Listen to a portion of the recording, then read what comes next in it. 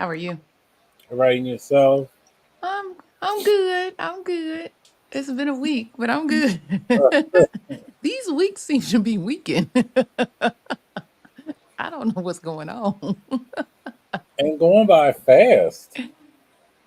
I'm sure you would say that. No. You're right though. You're right. And we are quickly approaching my favorite season, which is fall. I feel like I like it's like I think it's school. It reminds me of like back to school, and so you get all new stuff. So I want new. I want to move. I want to reorganize. I want to change. I want to. It's all new. So I'm excited about that. But then I think about, well, where you gonna have time to do all of that? So then I get bummed out, like, well, maybe I won't be able to. Maybe I'll just go buy me a new pen and be happy and keep it moving. But how are you otherwise? Everything good? Well, yeah, just busy, Yeah. but I, it is what it is. we got a life. We got to do what we got to do, right? All right, all right. Well, I do have a hard stop today at about 10:15 ish. So we won't have the meeting after the meeting. Um, Okay. I have to go teach a line dance. I got my line dance shirt on. I got to go teach a line dance class with a, a a group of the Divine Nine who's having a retreat today, and so duty calls. Okay, so let's get this party started. Well, welcome to our Saturday morning tea, where we discuss health information, news, education, certification tips, the newness of fall, how life is life and weeks are passing, and all things the revenue cycle at large. We also talk entrepreneurship as well. As you come in, don't forget to hit the thumbs up or like button. I am Clarice Warner. I am the girl with the pearls, the founder and senior education director of the Professional Reimbursement Network, LLC, where coding education is key. And PRN is a healthcare compliance consultancy located in Cincinnati, Ohio, that specializes in revenue cycle and regulatory compliance in education. Now, let me ask you, do you know what it takes to be a certified marketable medical coder? Do you? Well, before I introduce my co host, let me share with you information on a free, yes, free 99 email course on the 5 steps to become a certified marketable medical coder. Are you interested in medical coding, but not sure where to start and scared of wasting time and resources? Let me help you with the right steps to become a certified marketable medical coder.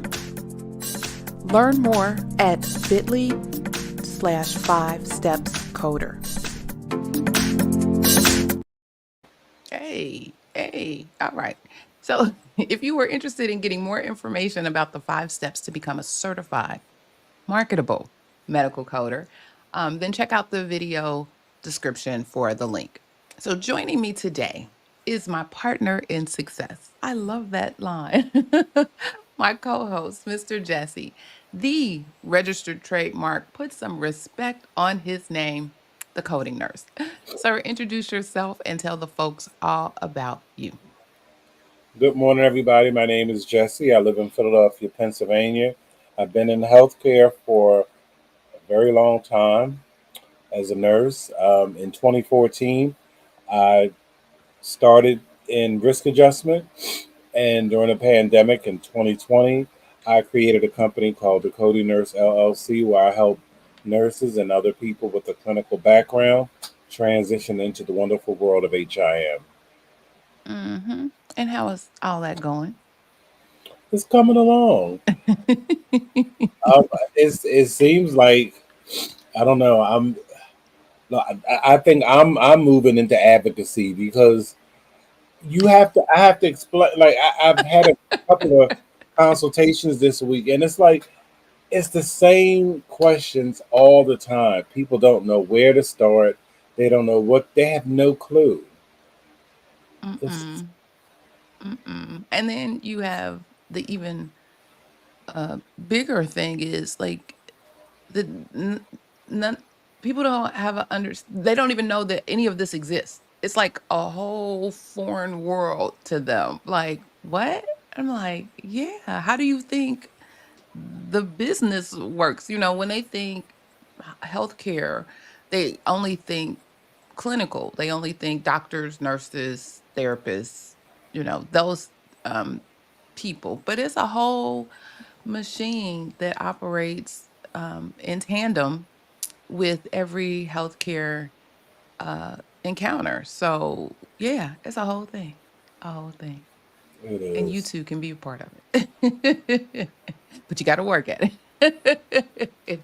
It doesn't come easy. You think it take a lot for them? Don't get me started, because Lord, they'll probably be calling. Don't be talking about the doctors. Don't be talking about the physicians. All right. Um, let's see who's with us this morning. Good morning to Nika. Good morning to our on the street correspondent, Crafty Coder. Good morning. Good morning. Good morning, Carolyn. Good morning. Yes, good morning. All right, all right. So before we jump in, let me remind you, speaking of advocacy, it's about to go all the way down. But before we jump in, let me remind you that you can join in and add to the conversation. Don't be shy.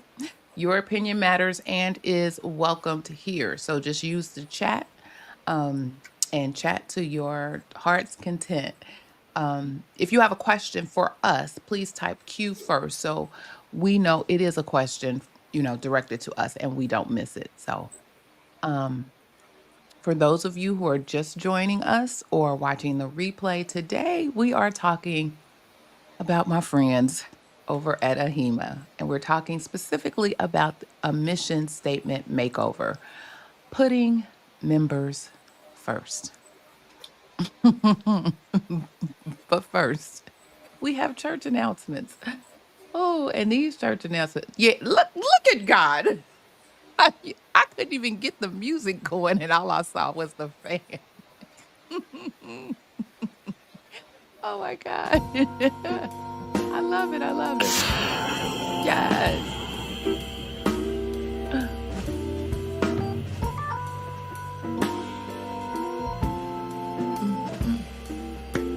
I'm the clapper now, I forgot.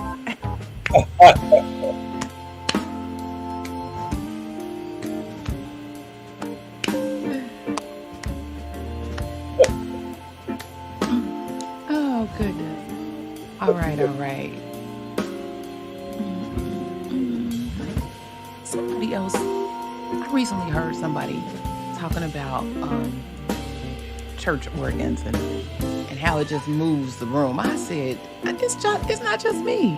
It's not just me. Something about that organ.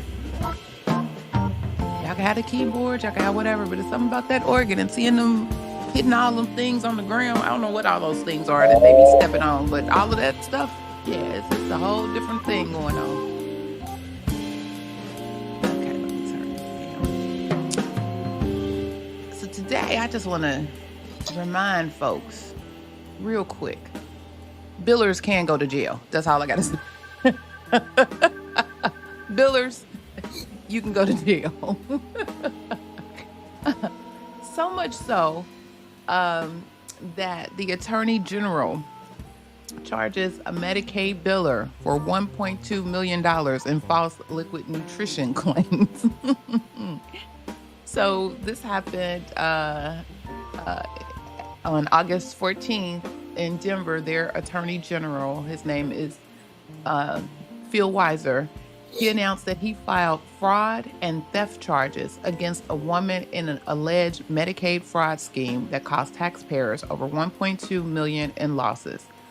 Natasha Sawyer, who was 44, of Denver, is accused of submitting false claims to the state of $1.2 million when she worked as a Medicaid biller for Element Medical Supply, a durable medical equipment company.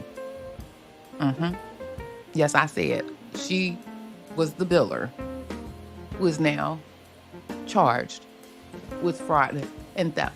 Oh, but the other part that got me was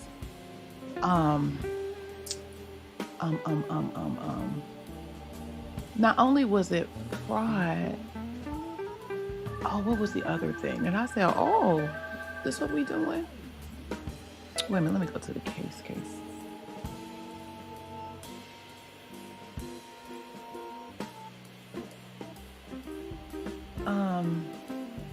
Cybercrime. That's what it was. Because she used computers to bill electronically, they slapped her with a cybercrime as well. I said, wow. So it's cybercrime to commit theft of $1 million or more. Wow. So she had 2 counts, the Medicaid fraud, and they call it fraud and waste, false claim. And the second count was cybercrime. And when I tell you they had witnesses, it's a whole list of endorsed, the witness list. It's mass people on this list. Some I believe are even family members. So I wonder if there was a whistleblower involved. I don't know. But yeah, it was going down. And this all occurred between May 1st, 2020 and March 31st, 2021 is when it says she knowingly, unlawfully, feloniously, and knowingly assessed a computer network or computer system or any part thereof to commit theft, and the loss, damage, value of services or thing of value taken or cost of restoration or repair was $1 million or more. That was the cybercrime. The other one was with intent to defraud, made a claim or caused a claim to be made, knowing the claim contained material information that is false in whole or in part by commission or omission, where the aggregate amount of payments illegally claimed or received is $1 million or more. Yeah, so just wanted to let y'all know. Billers, they can come for you too. We've already talked about coders, but anybody in that revenue cycle who submits the claim, they can come for you as well. Just want to give that as a. I just want to know, why did they leave her race out in her document? You saw that too, didn't you? I don't know. I don't know if that's a. They got everything else. They got everything else. I don't know if that's a Denver thing. I don't know. A Colorado thing. I don't know. I have no idea. Like you said, they had people's whole addresses up there. Everything. Everything. I don't know. But yeah. So just be mindful, y'all, when y'all doing. And it made me kind of look for, and I don't see a specific not the free hotel. She said not the free hotel. They like, wow. Made me look for a biller's code of ethics. I know we have our coding code of ethics. And actually, AHIMA has their code of ethics. AAPC has one too. And so I don't know if like all the stuff that AAPC does everything fall under that umbrella for their code of ethics? I wasn't sure, but I didn't see a specific like billing one. And then I seen a couple other folks just kind of, how they like to slap everything together, coding and billing. Well, I have my CPB, and that is through AAPC. Mm-hmm. So I have never known for there to be a separate billing code of ethics. It's just the AAPC code of ethics. Interesting. Okay. Well, I was wondering about that, but yeah, I just wanted to put y'all up on game that they looking at everything. So be mindful. All right. Mr. Jesse, did you have any additional church announcements for the good of the service? Well, speaking of fraud, Uh-oh. so I left my job 2 weeks ago. So that weekend was our little thing. So then on Monday, I was just busy. So this week, because I had gotten some emails from the Ensemble IT department, So this week I was like, I gotta really get this stuff out of here. So I started. So I finally opened up the box they sent me. They only sent one shipping label, so I had to contact them because I never used their monitors. So I had to have them send me two more labels. Mhm. So when the person emailed me the labels, they were like, "Oh, FYI, another there's a letter from FedEx, in reference to the equipment." That's all that they said. But so I scheduled my pickup. The people came before the first FedEx person came to pick up the three boxes before the other person re-delivered the letter because I was upstairs, I didn't hear the door, so they put a little tag. When I get the letter, it basically was saying that um, I have failed to return the equipment, and um, it's getting to where it's like tantamount to theft, and they were if I didn't return it by the 26th, they would possibly involve local law enforcement. So I'm see, first of all, this is how God works because I'm telling you, if I had got that letter before I sent that back, they would have got there. FedEx would have came to my house August 26th. So Thank God. exactly, it's only because of him. Because when I tell you, so I wrote, so in my response was I emailed the person back to let them know that I sent it with the tracking numbers, and I said first I said the wording in this letter is laughable. I said y'all are a joke. Who wants to keep Dell products when I got a good Why 10,000 why are shots being fired everywhere? when on the daily? I touch $10,000 worth of Apple products. Y'all don't get the fuck out of my face over some Dell products.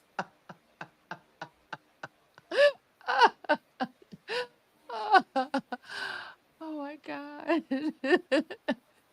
Oh my God. Those are my church announcements.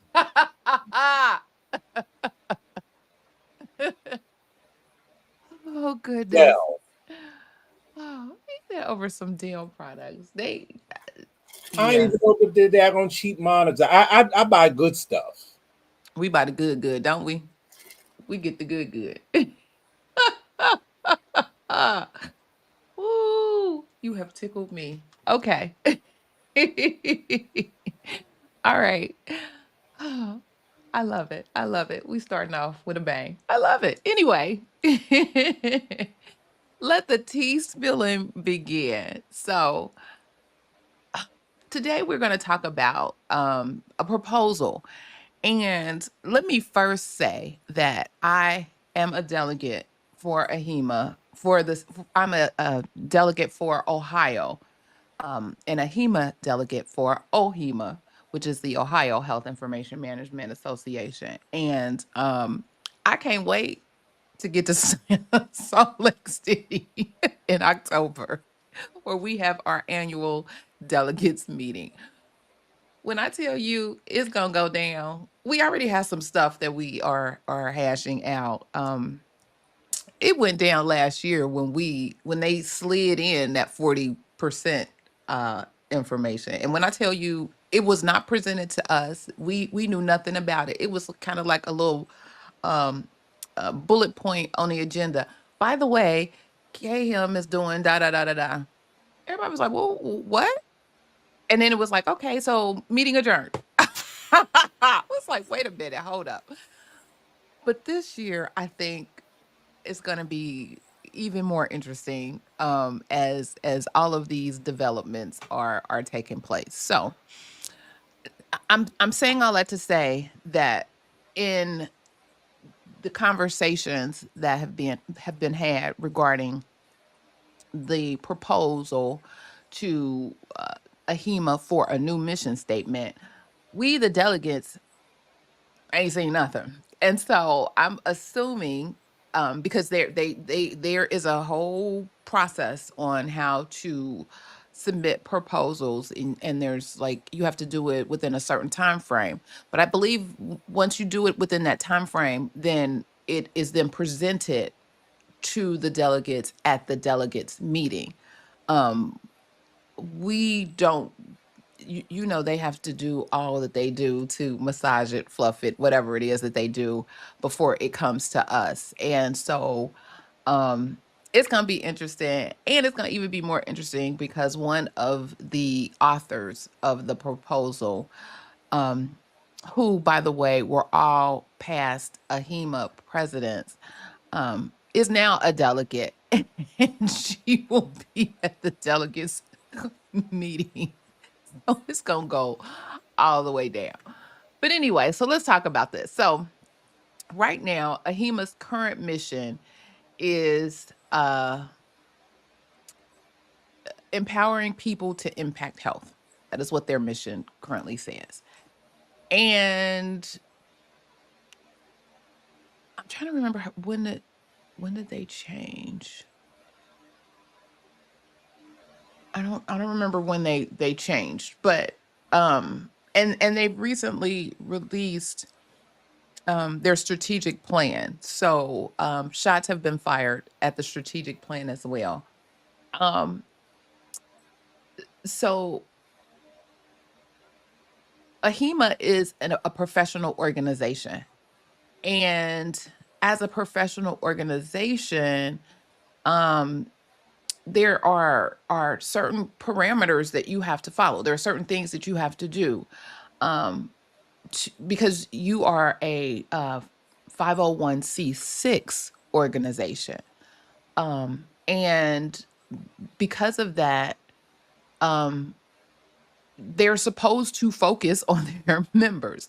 And we've been talking for some weeks now about how things just feel different, with AHEMA, and how they are addressing their members, how um some of the changes are impacting the members, and how the members are, quite frankly, kind of either pushed to the side or silent as it relates to some of the changes. Now, I will say, as a result of our new CEO, there have been some work to try to um, correct those errors. I think what I've seen, some conversations I've been privy to, um, and I mean, he hasn't even been in his job a year yet. So, but I think he's making some strides. But he got a mountain on his back that he has to tackle, from the damage that has been done. And I think he understands and sees and appreciates it.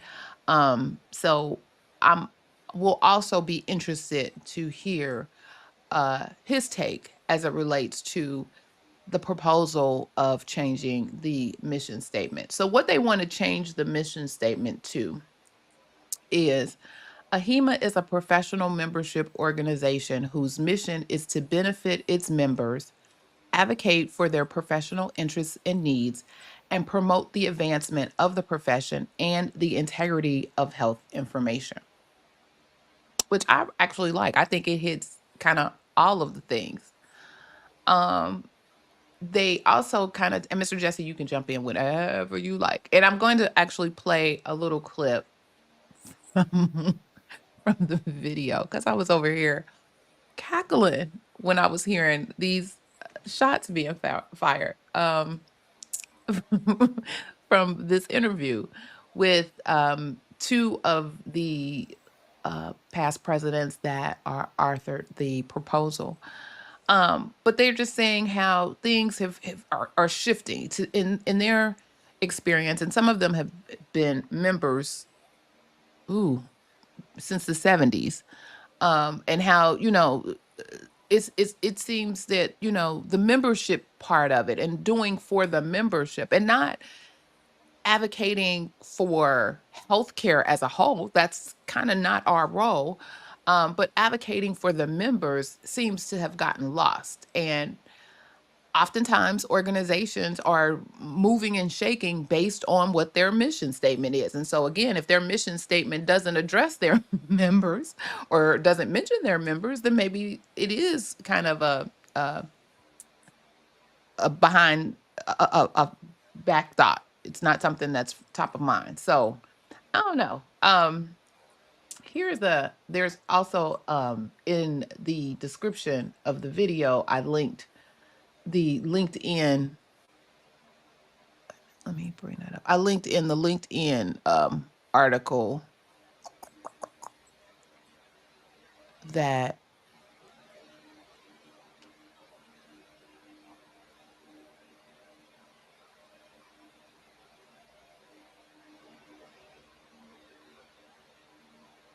is this the one?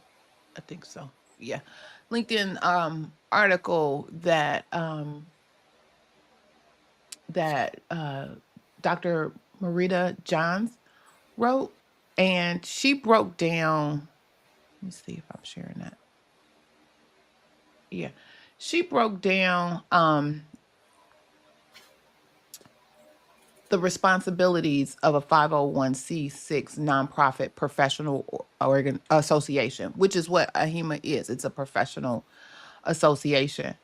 And so she compares mission statements, because she says to her, reading our current mission statement, it looks like a social advocacy group, or a trade association, or no, a social advocacy group versus a trade or professional organization. And then Rose Dunn is the other person who was actually interviewed in this YouTube video that I saw, who went even further. Like, we're far from a trade association. Anybody can join a trade association. We have specific requirements, regulations. We're skilled. Da da da da da. She gives a whole laundry list to really tout AHIMA as the professional organization. So it says the social advocacy groups advocate or lobby for a certain social or political cause, and they're classified under 501c4s. The trade or professional association improves conditions for their members, and they're classified under 501c6s. And the very first thing that popped out to me, you know, in my head, I was saying, sometimes you got to pop out on them. Mm-hmm. And this is what they have done. But look at that, the American Nurse Association, and how, they advocate for their nurses. I think every other line said nurses, nurses, nurses, nurses. They're no joke. And which is probably why everybody in the world seems to be battling them. But they go toe to toe. They go to bat for their members. Um, and so she made this whole comparison um of the differences between the two, and how we're not. Go ahead. Were you saying What something? I will give her is this post was great Wasn't it?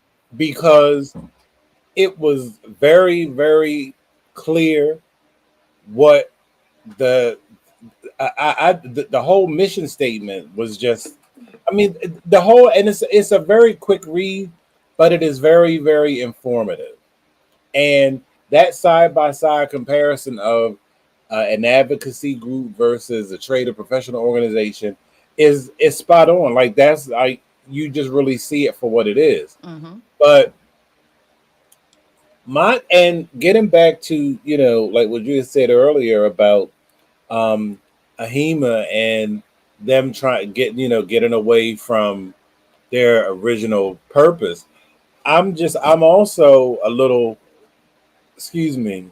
I'll see how it goes, because when you have a CEO of a trade organization that's not in the trade, and then I know that you have hired a nurse in your leadership position, again, who was not in the trade or profession. I'm just wondering, like, where is this all leading? And I think, um, yes, I think some of that was lightweight addressed. Here, let me stop sharing this. Lightweight addressed in the video. So, health information professionals, I think that's what the HIP stands for, CAS, did an interview with Dr. Johns and Rose Dunn, and to get their take on on their proposal. Dr. Johns kind of went through her LinkedIn article. She, talked all about the history, the components, and the differences between the organizations. She did all of that. Rose Dunn, I don't know. She was on one this day, and she prefaced it with, I don't usually hold back, da da da da da. But a lot of the things that she was saying was part of. So I want to play a couple of excerpts of what she said. I hope y'all can hear this. Wait, I didn't even think about that. I think we can. We'll see. Let me know if you can.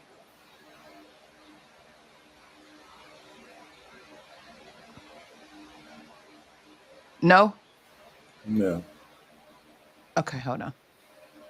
Let me stop.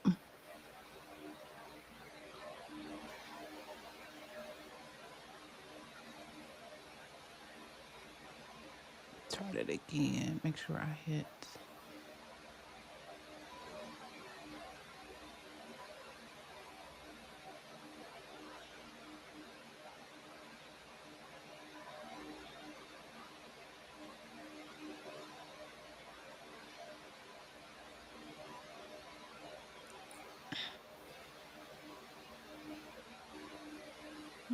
Mhm.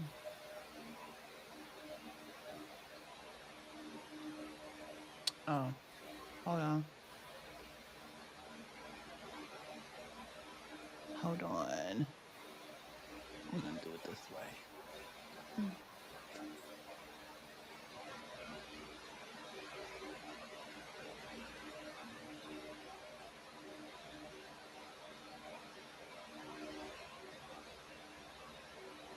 Okay.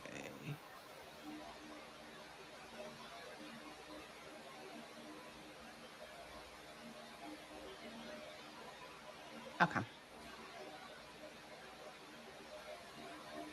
Mhm.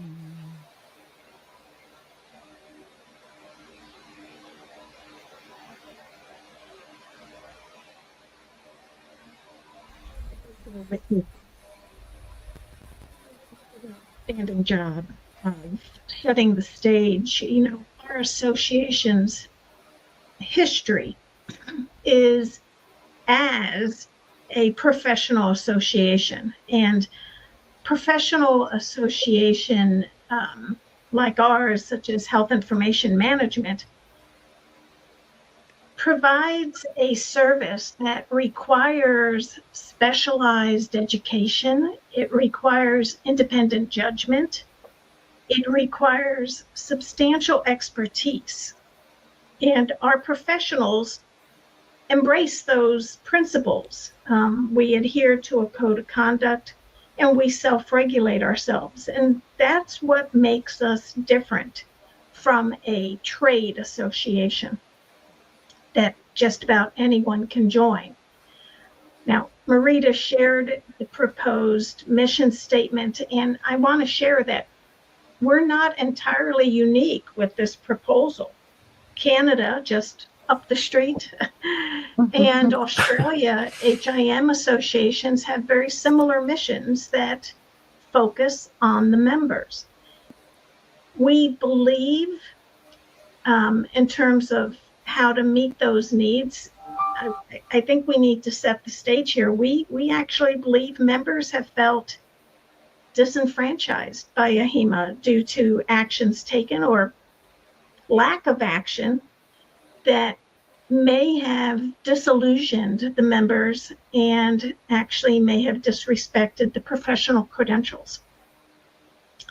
And That situation, coupled with an operational issue, has actually resulted in the loss of, I think it's 7,000 members over the past several years, according to the CEO. It's much higher than 7,000. We've lost we've lost over 40% of our membership since 2017. Yes, ma'am. Yeah, that's significant. That's a shame. And so the outcome, of course, is dues have declined. We believe per AHIMA employee expenses have increased somewhat substantially, which leaves less resources to take care of the members. And so we can recognize why individuals feel disenfranchised. So how do we meet those members' needs or our profession's needs? Well, I'm going to just say it, and everyone knows that I usually don't hold things back. I'm uncertain that the recently released strategic plan will do it. It does not have that North Star that Marita identified. So I think the first thing we need to do is reverse the vicious cycle. The mission we're proposing is a roadmap. If AHIMA's leadership, staff, and the board commit to, and not just talk the talk, but actually walk the walk, to this proposed mission, they may, just may, be able to stem the loss, recover some of those members, and recruit new members. And with new and additional members paying dues, benefiting from up-to-date educational offerings, Another shot. finding support from new AHIMA-generated practice guides and templates and tools to do their job, filling positions with young careerists grown from state-of-the-art formal education programs, and our members' careers progressing from AHIMA's in-your-face advocacy of the HIM profession's role in today's healthcare industry. The association, its members, and those we all serve will eventually achieve the vision that the association has been touting as its mission, possibly, and that is that empowering people to impact health. I kind of classify it as a simple field of dreams. If our association focuses on its members, if we build an environment for our members to flourish, if we are seen as a vital industry resource, the members will join and the association will prosper. That's how I see it. I will give that an amen from the amen corner. I don't know if I'm allowed to do. Lord. Okay, wait a minute. And then there was another. So she even referenced, Mr. Jesse, I don't know if you want to comment on anything she said thus far. I like what she said. She just could have cut to the chase a lot sooner. I love my own straightforward, to the point person that I have with me. You know, she gotta build up and twist and turn and all of the things. Wait a minute. Disappointing that out of an association, Oh wait, here. This is other than the few webcasts and a few emails, I find it disappointing that out of an association of 80,000 members, that we could not find a credentialed member of all of our leaders to serve as the leader of our association. That was one of the tipping points. The second tipping point was the sudden change in CEU requirements, which was totally inappropriate and has been partially corrected. Very good. Thank you. Mm-hmm. Who, Marita, anything to add? Yeah, I'll go ahead, and I want to express, my tipping points as well, which have been going on for, a few years. And the one thing, and I've expressed this view on the recent town hall that AHIMA had, so it's well known. But it's not only the lack of a CEO as the credentialed CEO as the head of the organization, it's also the lack of credentialed members in the C-suite. And so the organization has operated for several years with either no representation of the professional member in the C-suite who are making those decisions, except for a period of time when they had a very capable person in the C-suite, but that was only one among many. And so you have lots of the different advisory groups to the CEO, international, national advisory groups, but where is the credentialed members who are in key positions of, advocacy, membership, professional practice, and operating in the C-suite? And when you look at the organization, when it was really, really highly flourishing, what you saw in that C-suite was a very good combination of many members or many of the vice presidents who were credentialed members working with other domain experts, say in marketing or in membership, that were working together. And that made an absolutely dynamic team. But the other thing that's happened, Shannon, is that without those professional members, certified HIM professionals, what else have we lost? We have lost norms, and we have lost traditions, and we have lost history.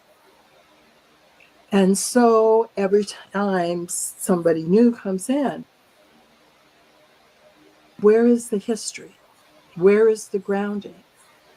And that history is really, really essential. When I've talked to people about, how did we make such a flourishing organization where we focused on members?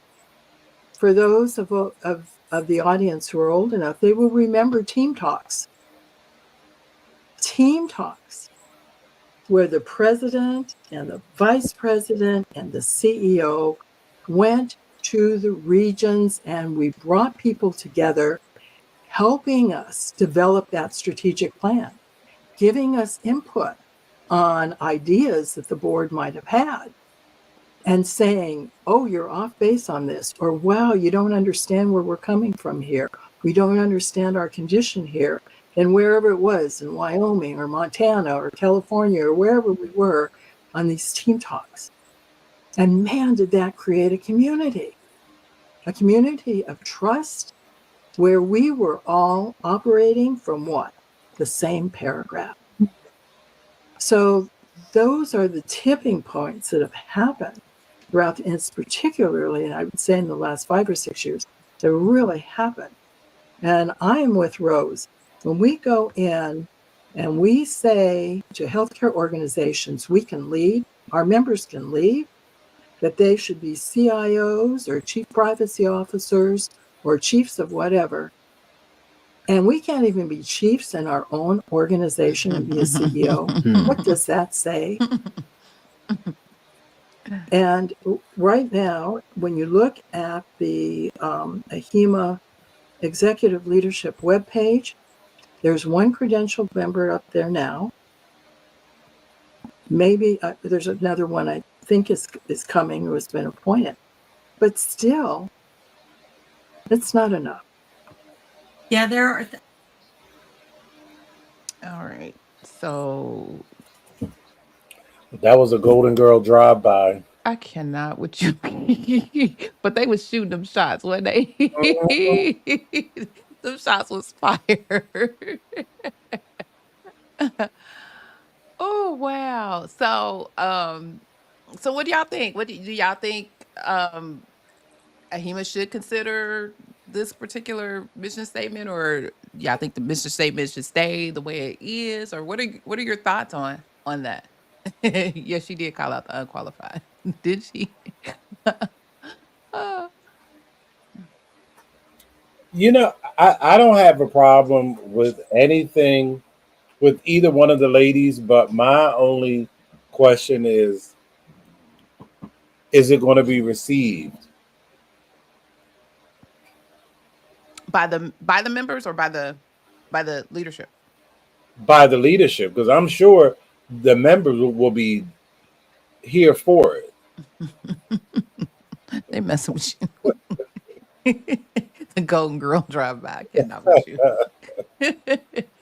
I cannot. I think because the members have been frustrated, and I've been a member since 2013, and you know we've definitely been talking just on the Saturday morning tea about how AHIMA has just not really done the industry any favors. Like they don't talk about offshoring. They don't talk about how hard it is for their members who are credentialed to get jobs. Like Yes.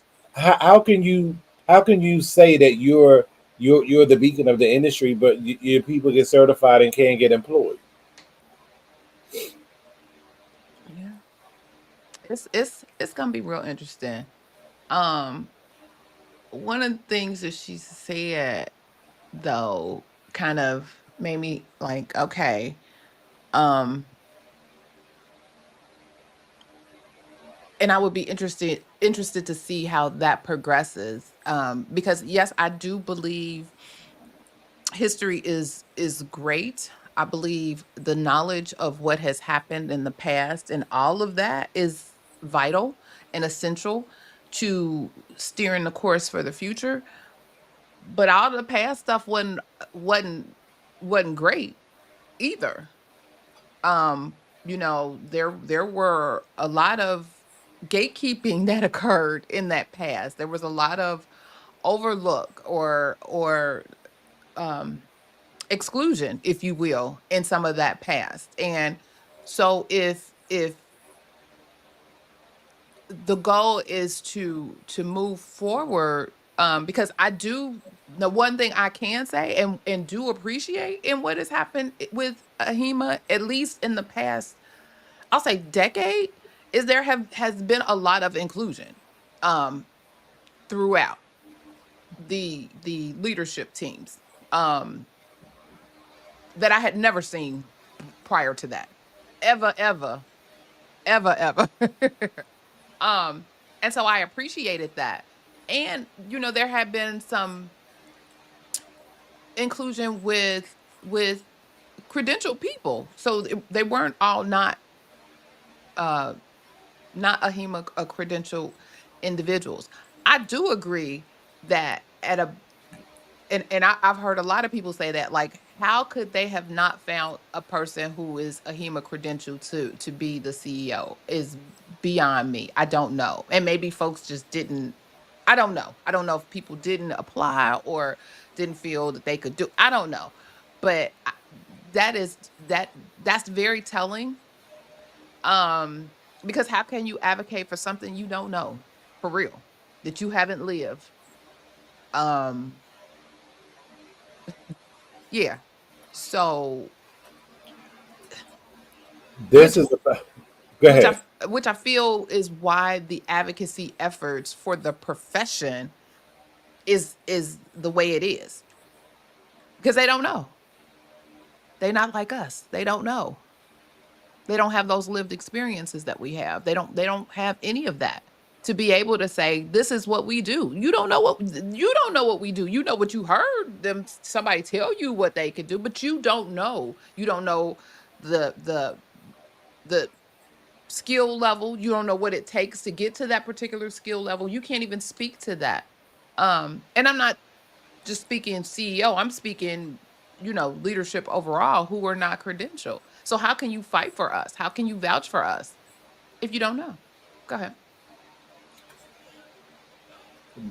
I see a new movement, MAGA 2.0, make I a HEMA felt that in great my again. spirit. I didn't want to say it, but I felt that in my spirit. Like, so is this what it was back in the day? Let's bring it. It didn't feel good. It didn't feel right. That's why I was like, you got to be careful and mindful of what's being said and not being said, and how that history button can impact the future. I don't know. I don't know. But I do think that mission statement is the bomb. And I do Oh think yeah. the mission HEMA needs to definitely consider a revamp on that mission statement. I'm just cautiously optimistic on the operationalizing it. How about that? So I'm like you. Well, I'm no. I don't see them changing it, because if they adopted that, you have to be accountable. You actually have to do something, because Mhm. people are going to hold you to it. And if they're fundamentally not really willing to re-steer the boat. But I feel like, so I think there's more to this. I feel like this is step one. We gonna ask you to change this mission statement so that you can be member focused and member driven and da da da da da. But if you don't, we going after your designation, that 501 C6. We going after that. Now I could see that. I can see that as next. Like, oh, this is what you held yourself out for, but this is not what you're doing. And so I see that as a spade in the hand. Like, okay, play with us. We coming with you. We coming to the table for a conversation and let's talk. But yeah, we may have a couple of trick bags in our pockets. So I don't know. I can't wait to, if y'all could get to Salt Lake City, or at the bare minimum. And let me say this, because I think this is equally important. If you are a HEMA member and you feel some kind of way about these conversations regarding this mission statement, either maybe you feel like it does what it does and it is what it is, and I like it and I want it to stay, or you see some validity in the proposal of changing it, reach out to your component association. Your membership dollars fund your component association that you're connected to. Either it's the state you live in, the state you work in, whatever state you chose. Reach out to them and let them know, particularly your delegates, because we, the delegates, will vote. We vote on your behalf. So you need to let your delegate know what you feel. How do you feel about this? Should we all be gung-ho, ready to fight and include, or, whatever? It's your organization. Again, one way or the other. It's you done put your money, your dollars, put it to work. Let these folks know how you feel so that they can vote accordingly. I personally never want to vote in a silo. I always ask, what do y'all think about this? I need to hear from y'all, because we may not be thinking the same thing. And if I don't hear from you, I'm assuming based on this core group I got, because there's several of us there. I think we got 4 or 5 delegates. We gonna talk, and then we gonna listen to y'all. We want to hear what y'all say. If we don't hear anything, we already done had our conversation and we moving. So make sure that you notify your delegates. Reach out to them. Send them an email. Hey, I feel like da da da da da da, or we the members of so and so and so, or whatever. However you want to address it. But let the folks know so that they can actually vote for you and advocate for you in this kind of situation. Same thing with the 40%. Y'all was blowing us up, and we heard y'all loud and clear, and that's why we kept fighting. So, I'm, a little PSA. you know, I told you that I have been side-eyeing AHIMA ever since they bought actors, because in my mind, I see what's coming, and it's not going to be good for the members, because they're about to become the redheaded stepchild in their own house. And that's gonna be if they don't flip this. If they don't flip this, and maybe that's some of the foresight. Like, wait a minute, hold up, and maybe and maybe that's something else. The other unsaid. Like, well, wait a minute. What does that mean? I always ask that question. So, what does that mean for the members? And the best example of how all of this foolishness is around CDI. That is the best example. You see it. You have the job descriptions, you have the job announcements, must be an RN, da da da da da. You have all of these things. The leaders of these departments primarily are RNs. You don't see, I mean, there's a couple of unicorns out there where you have HIM professionals running CDI, but for the most part, And here's the kick. I told you that I was talking to the new data analytics director, who is a nurse. And she was talking about how when she took her CHDA, there was coding on it. And was, as she said it was a lot of coding. But it makes sense because it's an HIM organization. right. But I bought the CHDA study guide. There's more coding in that study guide than in the than in the study guide for the CDIP.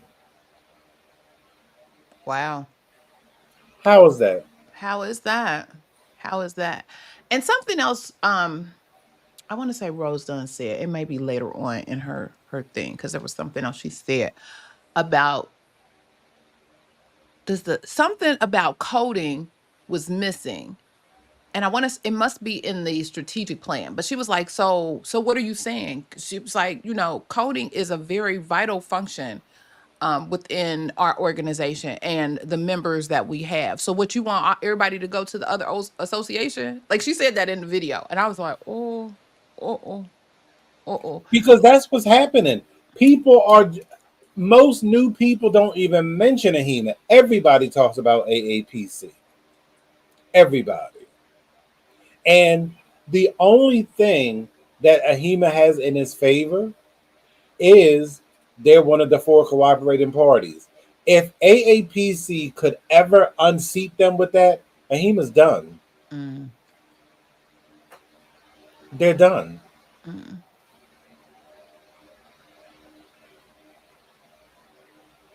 Interesting. So what do y'all think? Do you think there should be additional things added to the mission statement, or is it good as it's proposed? And go ahead.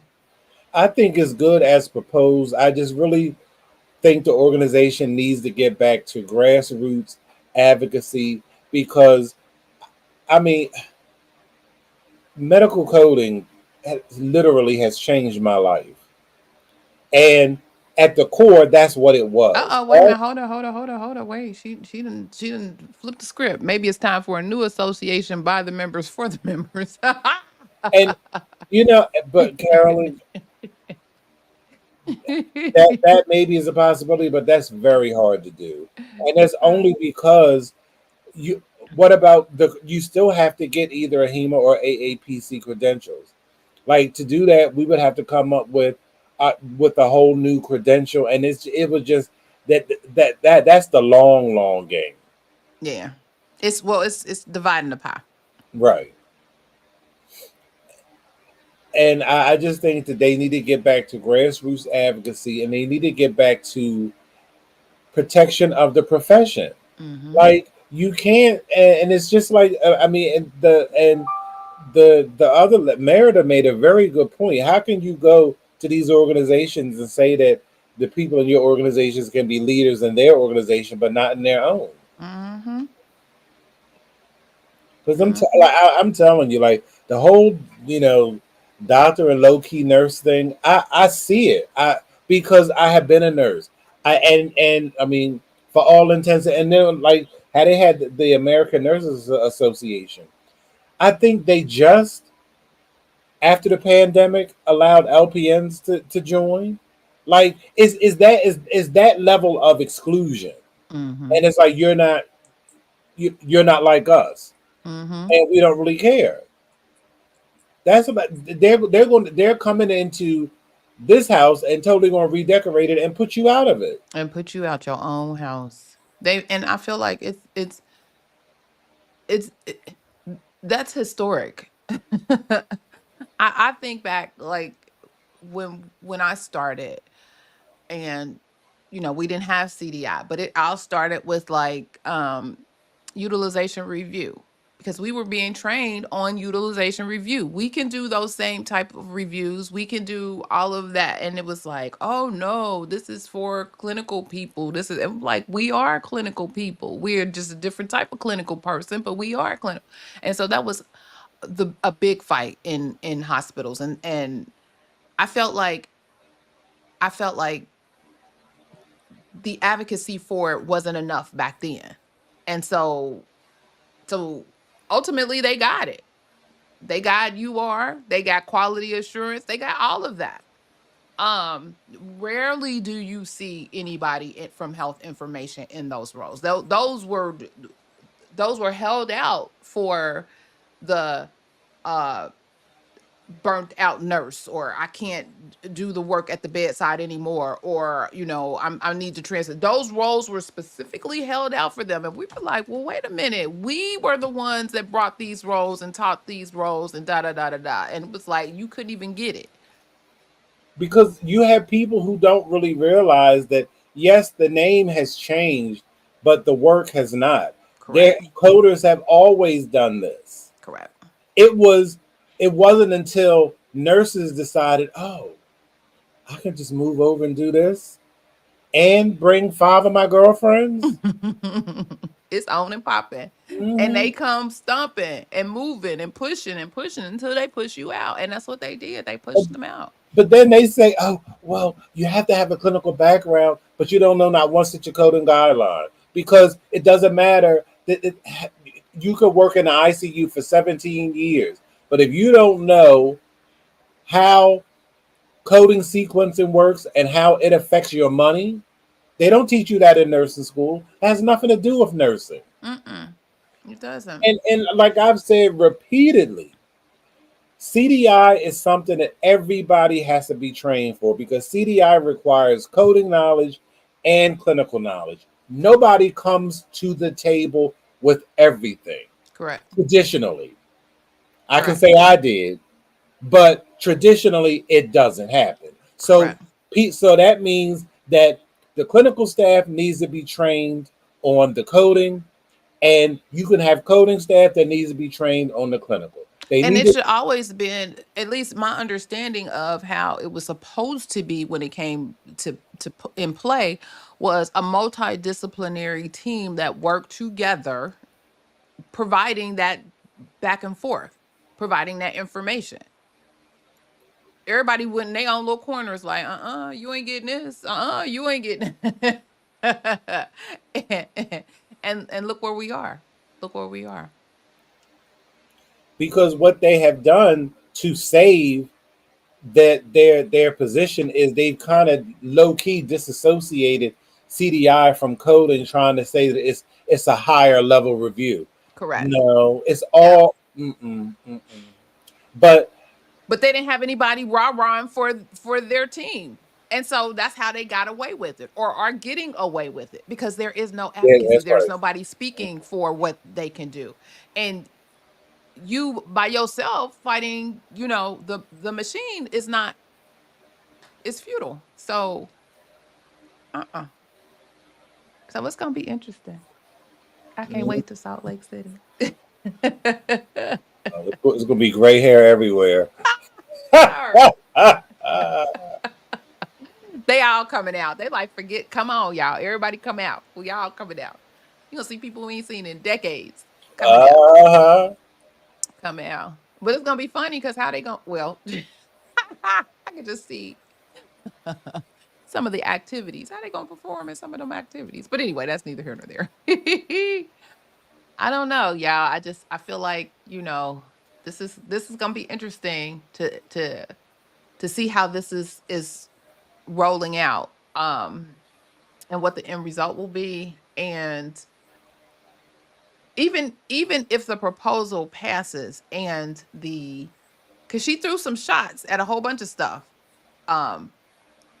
with how things should look, or or how they should operationalize a new mission statement. And I don't know if you heard them, but yeah, it made me side eye a couple of things. Like, really? Is that it? Is that what we doing? Okay. All right. So more to come on all of these things that happen in the health information profession streets. How about that? This is definitely juicy, and I know we got to wrap up. But all I know, and you and I both know, and everybody sitting here listening, we know that the powers that be at AHIMA have an agenda. Mm-hmm. They have a long range plan. They're just not showing their hand. Mm-hmm. And I think they released, so can't you? I think everybody can see the strategic plan now, I believe. No, I understand that, but I'm talking about when you leaving coding out of it, like it's subtle. No, I just want to make sure y'all see it. Have a read that strategic plan if you get an opportunity to read it. That's what I'm saying. I think they made it public. It's public now. But go ahead. But what is the meaning behind the strategic plan? That's what I'm talking about. Mm-hmm. And the only way this is really, really going to happen is the members are going to have to force their hand. Period. Mm-hmm. Because their long range plan doesn't really include us. I can tell you that. Mm-hmm. That's why it's important to peep that plan. See what it says. What's missing? What's there and what's not there? What's being said and what's not being said? And connect the dots. Yeah. Wow. Well, more to come. When I hear more things, I'll definitely let you all know. Particularly our tea sippers. They do. I think they've showed their hands by the actions performed or lack thereof. Mm-hmm. And I mean, don't get me wrong. I love advocacy. I love some of the agenda items that they have for the advocacy. And even, I get what because they even talked about like some of these things that they're doing. It's like, that's not really for us. Like, it impacts us. But why are we fighting so hard for this stuff? Like, that's social, or that's somebody else's baby. We got our own baby to raise and fight for. And so it's like, she's absolutely correct. And so, like I said, I love that. But where is that same energy? I don't feel the same energy as far as advocacy for the membership as I do, and the members, and as I do for, some of these social issues, or some of the even like privacy, high tech, some of the things that we go to bat for, even in Congress. Like, I don't see that same energy. Like, they have a whole Washington, D.C. AHIMA department. There's a whole staff there that does all of that kind of advocacy stuff. I don't see that same work being placed in this. And I don't know if it's because, quote unquote, what the mission says currently doesn't involve that.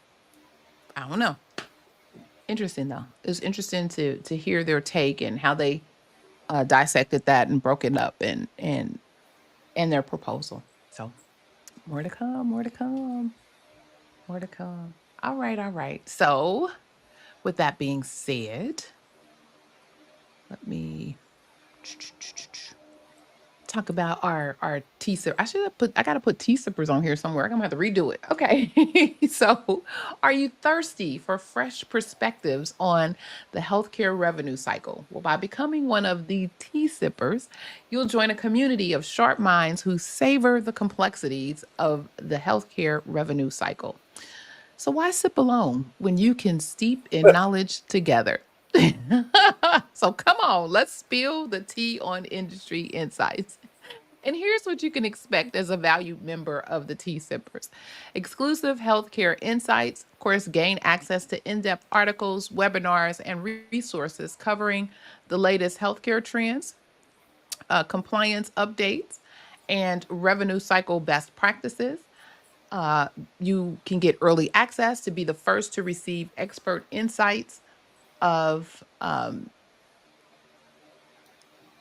and guides, ensuring you stay ahead in the ever-evolving healthcare industry. Personalized support, enjoy direct access to our team of experts for guidance on medical coding, compliance issues, and revenue cycle management. Again, we're here to answer your questions and support your professional growth, as well as my favorite part, the community connection. So join a private community of healthcare professionals where you can network, share experiences, and collaborate on finding solutions to common challenges.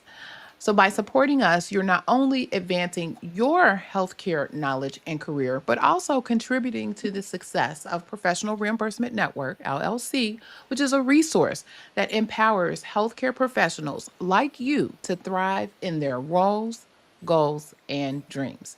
So, thank you for considering becoming a member of the Tea Sippers. Yes, you can check out the link in the description of the video or go to patreon.com/Clarice Warner, the girl with the pearls. Your support means the world to us, and we look forward to helping you excel in the world of health information and healthcare revenue cycle. Don't that sound like a commercial? Yeah. I need to make the commercial. I need to stop playing. Okay.